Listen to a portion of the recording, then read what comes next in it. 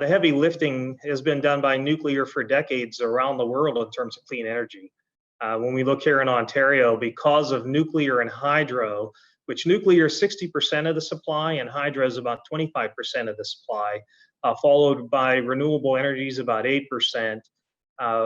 We have one of the cleanest grids in the world for as far as emissions go, and that's also carbon dioxide emissions. You know, if you believe in deep decarbonization, the electric sector is looked at in terms of deep decarbonization having a footprint of less than 50 grams equivalent of carbon dioxide per kilowatt hour.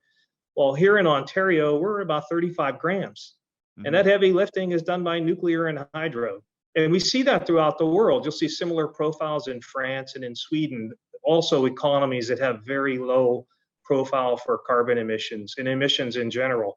But, you know, often the world looks towards Germany or California as leading, and Germany is about 500 grams equivalent of CO2 per kilowatt hour with many more billions and billions of dollars to invest. And California is sitting at about 135 grams equivalent of CO2 per kilowatt hour, and still, you know, billions to invest. In fact, they're shutting down one of their lone remaining nuclear plants, so they'll have to replace that capacity on top of other clean energy they're going to have to add. So you can imagine how expensive this is going to get.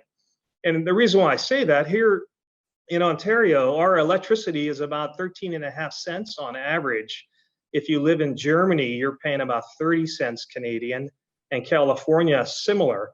And there's still billions of investment to do there.